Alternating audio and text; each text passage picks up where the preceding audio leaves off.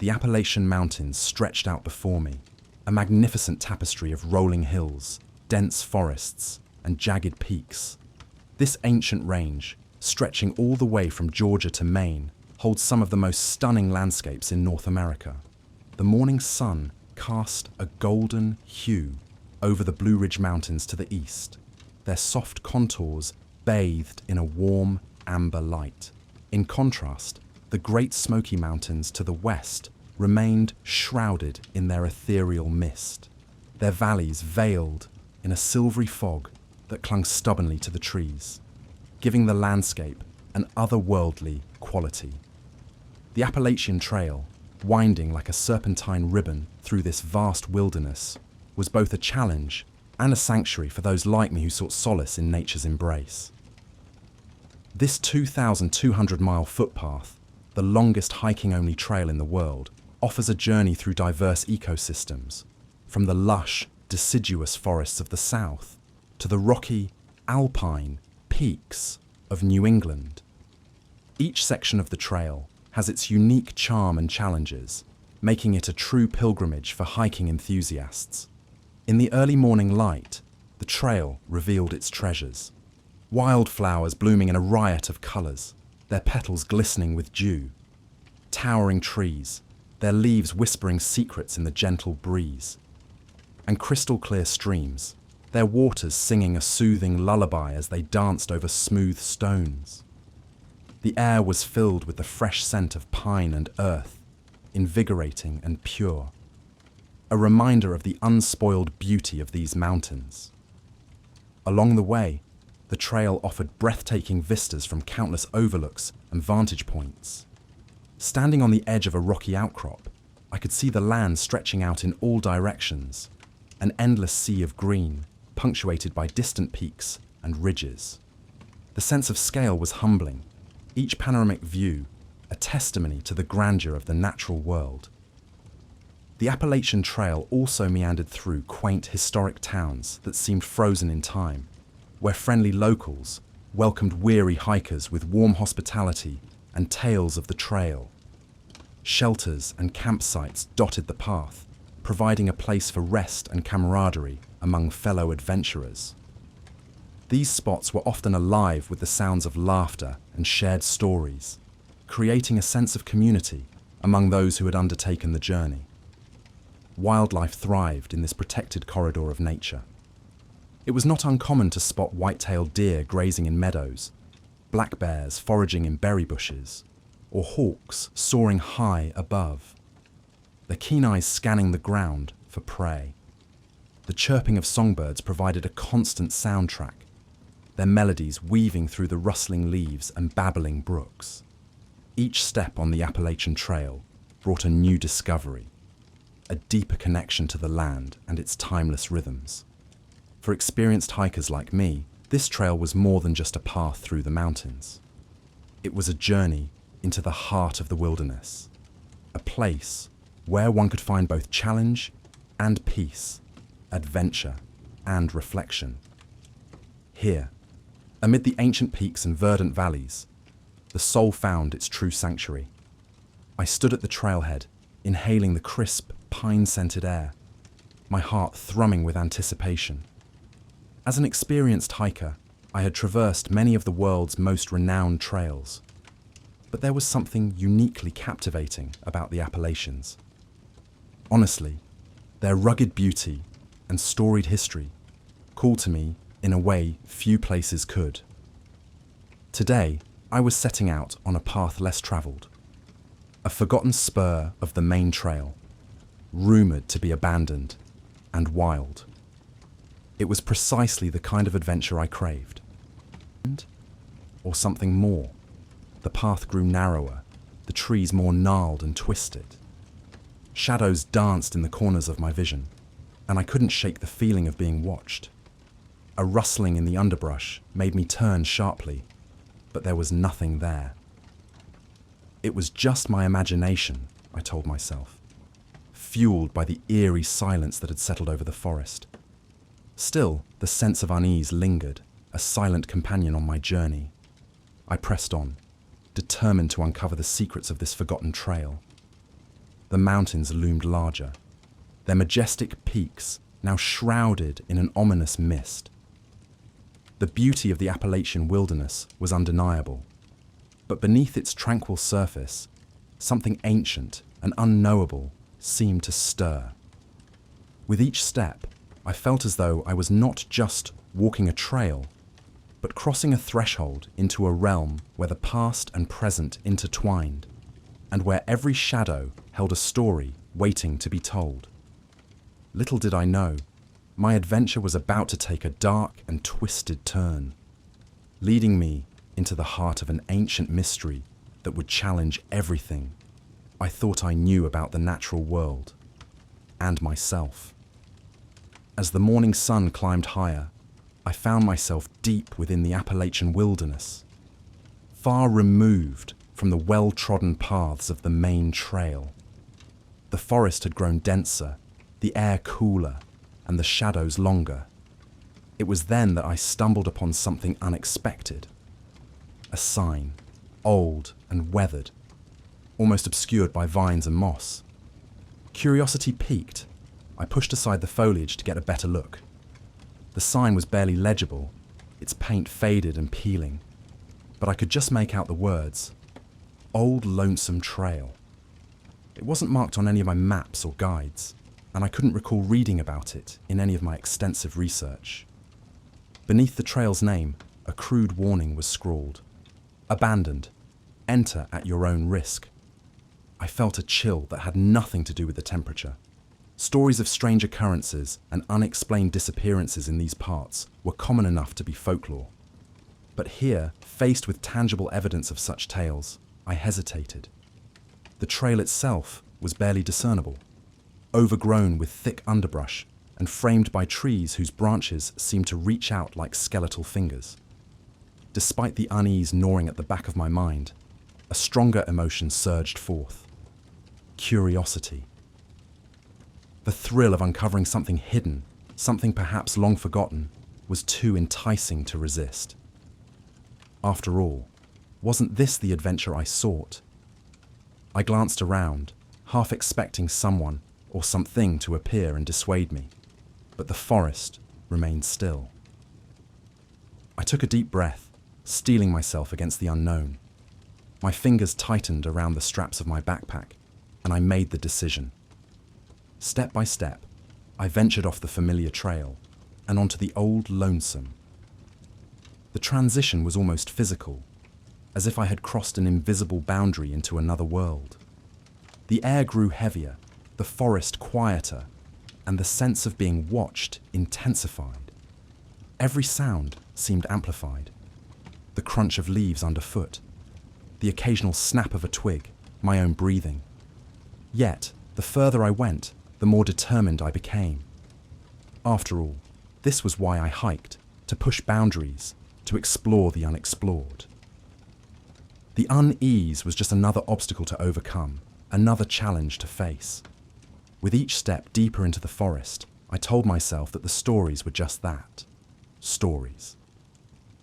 The rational part of my mind insisted there was nothing here but trees and wildlife. But as I walked, I couldn't shake the feeling that I was being drawn in, led by some unseen force toward whatever lay at the end of this forgotten path. And though my heart beat faster with every step, I pressed on, driven by the irresistible lure of the unknown. The further I ventured down the old lonesome trail, the more the landscape seemed to conspire against me. The path, barely visible at the outset, had all but vanished beneath a tangled carpet of roots and undergrowth. The towering trees, once majestic, now loomed menacingly overhead, their branches knitting together to form a near impenetrable canopy that choked out the sunlight. The air grew thick and heavy, oppressive in its stillness. Each step felt more laborious, as if the forest itself sought to hinder my progress. As I trudged onward, I began to notice unsettling anomalies. Carved into the bark of the trees and etched onto rocks were strange symbols, runes that defied my attempts to decipher them. They were crude, yet deliberate, their meanings lost to time.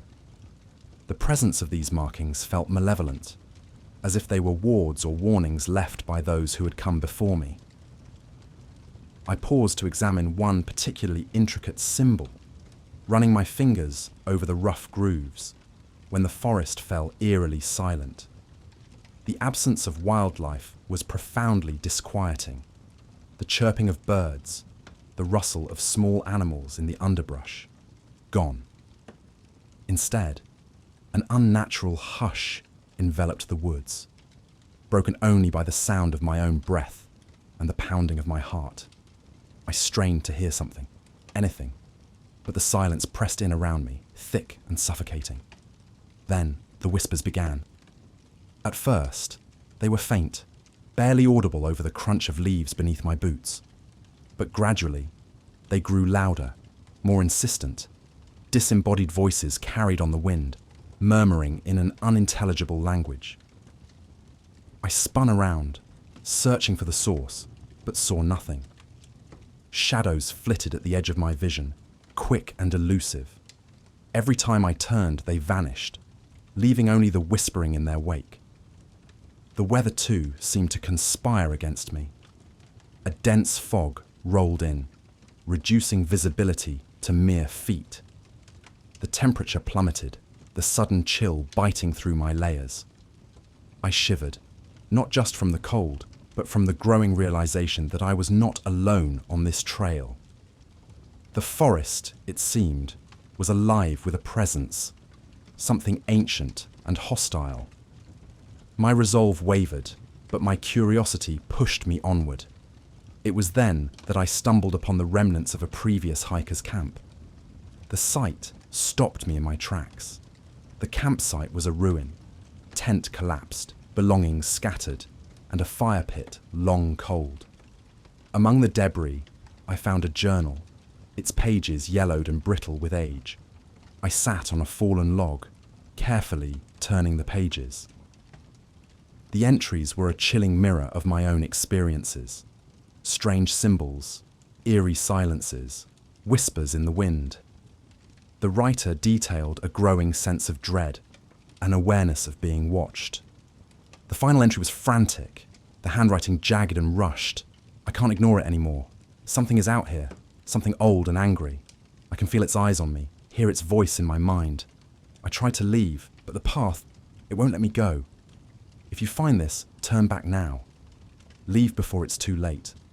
Leave, or you'll never leave at all. The warning sent a jolt of fear through me. I looked around, half expecting to see the writer's fate in the shadows. My confidence eroded, replaced by a gnawing terror.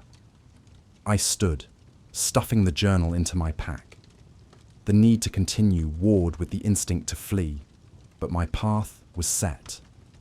I had come this far, and I had to see it through, though each step forward now felt like a step into the unknown, a descent into a darkness from which I might never return. I pushed onward, every sense on high alert, aware that whatever lay ahead, it was watching, waiting, and drawing me ever deeper into its grasp. The fog thickened as I pressed forward, each step echoing with the crunch of dead leaves and the snap of brittle twigs. The journal's warning replayed in my mind, a relentless drumbeat of dread. My heartbeat quickened, the sensation of being watched growing stronger with every passing moment. I could feel it, a malevolent presence unseen but undeniably there, lurking just out of sight. My breaths came shallow and fast, and I forced myself to stop and listen. The whispers had ceased, replaced by a suffocating silence. But within that silence, there was something else. A feeling, almost a vibration, of something alive and ancient, watching my every move. My skin prickled with the awareness of it, and the forest, once a sanctuary, now felt like a prison.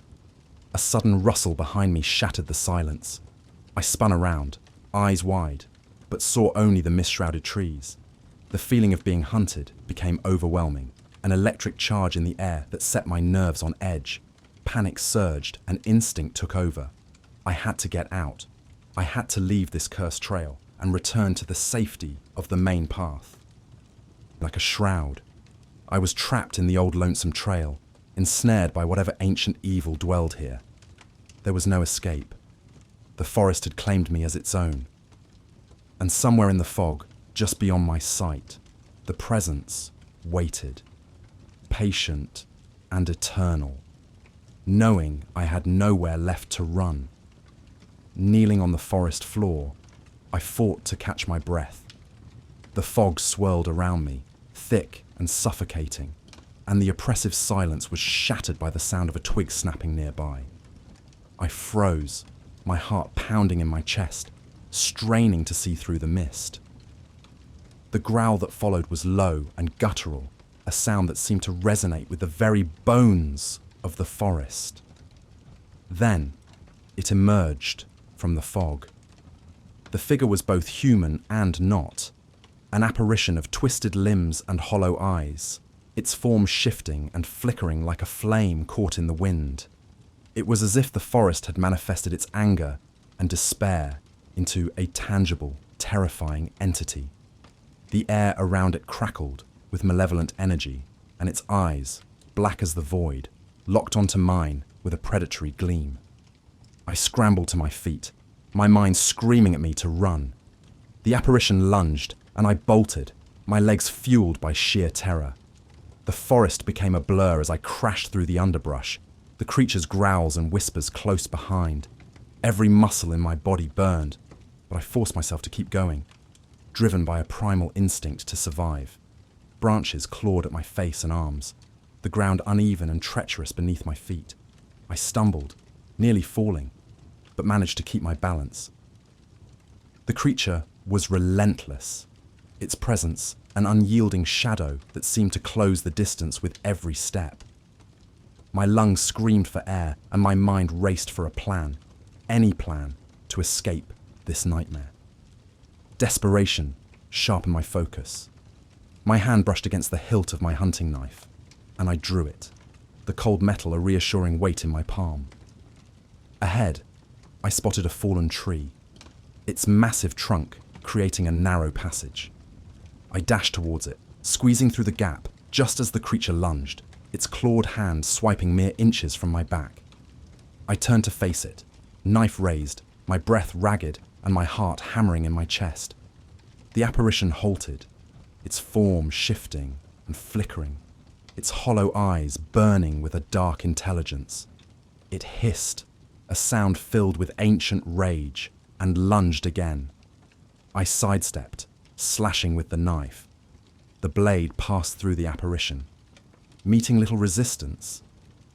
But the creature recoiled, its form distorting with a shriek of pain. Realizing I could hurt it, I pressed the attack, using every ounce of strength and skill I had. The fight was brutal and chaotic, a whirlwind of movement and shadows. The creature's claws raked across my arm, drawing blood. But I didn't let up. I swung my knife again and again, each strike a desperate bid for survival. With a final, determined effort, I lashed out, driving the blade deep into the apparition's core. It let out a deafening scream, a sound that seemed to shake the very trees. The creature convulsed, its form unraveling, the darkness dissipating like smoke in the wind. For a moment the forest was plunged into an eerie silence, and then the apparition was gone, leaving nothing but the heavy, dense fog. I collapsed to the ground, every part of my body trembling with exhaustion and pain. Blood trickled from the gashes on my arm, and my breath came in ragged gasps. But I was alive. I had faced the malevolent force that haunted this trail and survived. The forest around me seemed to sigh, the tension easing as the presence lifted. The fog began to thin, the oppressive atmosphere gradually lifting. I looked around, half expecting the creature to reappear, but the woods remained still. The old lonesome trail was silent once more, the malevolence that had lurked within it vanquished, at least for now. With great effort, I forced myself to stand, wincing at the pain in my arm. I had to keep moving, to find my way back to the main trail and out of this cursed forest. As I began to walk, the path seemed clearer, more defined, as if the forest itself was guiding me to safety.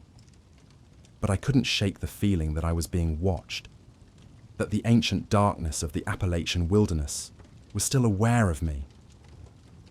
The forest held many secrets, and while I had survived this encounter, I knew the malevolent force that dwelled here was far from gone.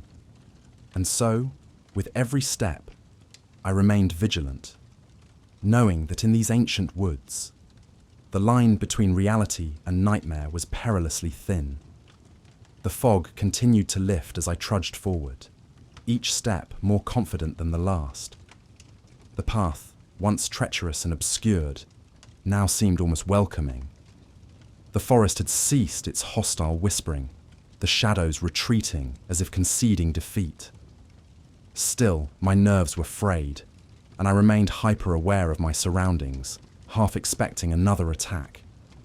Eventually, I spot a structure through the thinning mist, an old, abandoned cabin, its wooden frame weathered and sagging. Relief washed over me.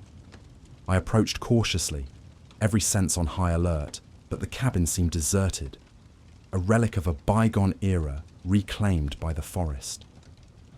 I pushed open the creaking door and stepped inside, the musty air heavy with the scent of decay and neglect. The cabin provided a semblance of safety, its solid walls a welcome barrier against the malevolent forest. I dropped my pack and set about tending to my wounds, using the first aid kit I always carried. The cuts on my arm throbbed, but I cleaned and bandaged them as best I could, the immediate threat at bay. With my physical wounds seen to, I allowed myself a moment to gather my thoughts. The fight had left me exhausted, but I couldn't afford to let my guard down completely. I scanned the cabin, taking in its details. Dust-covered furniture, a broken chair, remnants of a long cold hearth. And then, on a rickety table in the corner, I noticed something that made my heart skip a beat. Old photographs and diaries, half buried under a thick layer of dust. I approached the table, my curiosity piqued despite my exhaustion. The photographs were yellowed with age, depicting people who had once called this place home. There were images of hikers, much like myself, smiling and full of life, oblivious to the dark fate that awaited them. As I flipped through the photographs, a sense of foreboding grew. The faces seemed familiar, echoing the fear and desperation I had seen in the journal I had found earlier. I turned to the diaries, opening the first with trembling hands. The entries were similar to those in the journal I had found at the abandoned campsite, filled with accounts of strange symbols, eerie silences, and the feeling of being watched. The final entries were always frantic, the handwriting erratic, detailing encounters with the same malevolent force I had faced. One particular diary stood out, its leather cover worn but intact. The entries were detailed, written by someone who had clearly spent a long time in these woods. The writer spoke of a dark history tied to the land, a curse that had claimed countless lives over the centuries. They described the entity that haunted the forest, an ancient spirit born of pain and rage, bound to the land by blood and sorrow. The writer had sought to understand the curse, to break it, but their final entry was a grim acknowledgement of failure. The darkness here is beyond comprehension, an ancient malevolence that feeds on fear and despair. I have tried to leave, but the forest will not let me go. It twists and turns, trapping all who dare to venture too deep. To those who find this, know that the forest is alive with an ancient evil. It watches, it waits, and it will claim you if you are not careful. Leave while you can, or be prepared to face the darkness within. The revelation sent a chill down my spine.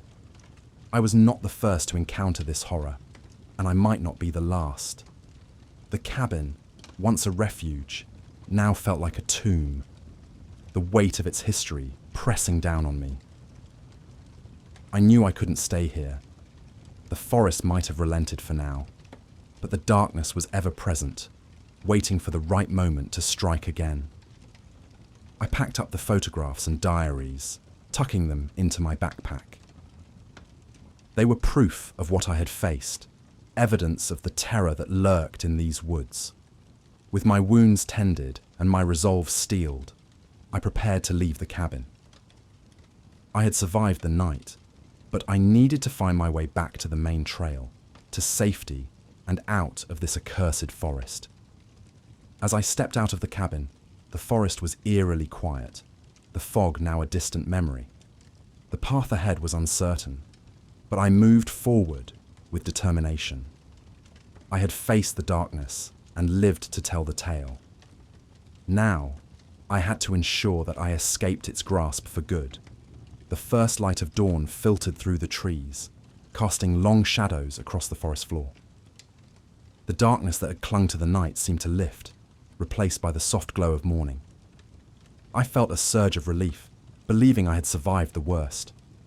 The old cabin behind me was a witness to my ordeal, a temporary refuge from the nightmare I had endured. I adjusted my backpack, ensuring the photographs and diaries were securely stowed. They were my evidence, my proof of the malevolent force that haunted these woods. With a deep breath, I set out, determined to find my way back to the main trail and leave this cursed forest behind. The path seemed clearer in the morning light, less threatening. I moved with purpose, each step taking me further from the horrors of the night. The forest, now bathed in sunlight, appeared almost normal, the shadows that had once loomed ominously now receding into the background. Birds began to chirp, their songs a welcome contrast to the eerie silence of the night before. But as I walked, a nagging doubt began to creep into my mind. The landmarks looked familiar, too familiar. A distinctive gnarled tree, a cluster of moss-covered rocks. Each seemed to repeat itself in an unsettling pattern. My pace quickened, driven by a growing sense of unease. I tried to shake off the feeling, attributing it to exhaustion and fear, but the forest had other plans. The sun climbed higher, casting dappled light on the trail ahead. My confidence wavered as I noticed the path becoming increasingly familiar. Panic set in when I saw it. The old, weathered signpost, half obscured by vines and moss. "Old Lonesome Trail," it read, just as it had the day before. My heart sank, the realization hitting me like a punch to the gut. I stood frozen, staring at the signpost, the full horror of my situation dawning on me.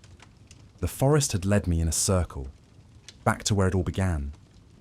The feeling of being watched returned, a sinister presence lurking just beyond the edge of my vision. The malevolent force had never truly let me go. It had toyed with me, allowing me a fleeting sense of hope, only to crush it in an instant. Desperation clawed at my throat. I spun around, looking for any sign of a different path, a way out, but the forest remained unchanged, the trees and underbrush forming an impenetrable barrier. The oppressive atmosphere returned, the whispers starting anew, carried on the wind like a cruel taunt. I was trapped, caught in a supernatural loop with no escape. The realization settled over me, cold and final. The forest had claimed me as its own, just as it had with the hikers before me. The old Lonesome Trail was not just a path, but a prison, and I was its latest inmate. With a sinking heart, I understood that I was doomed to face the horror again. The forest would not let me leave. It would continue to twist and shift, leading me in endless circles until I succumbed to the darkness within. The dawn's light, once a beacon of hope, now felt like a cruel joke.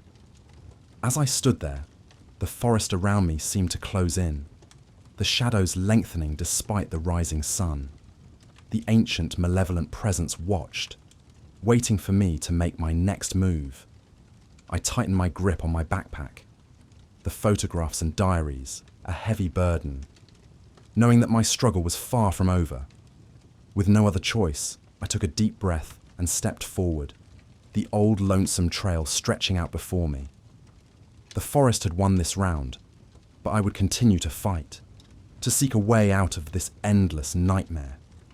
As I walked, the whispers grew louder, the shadows deeper, and the realization that I might never escape became an ever-present weight on my soul.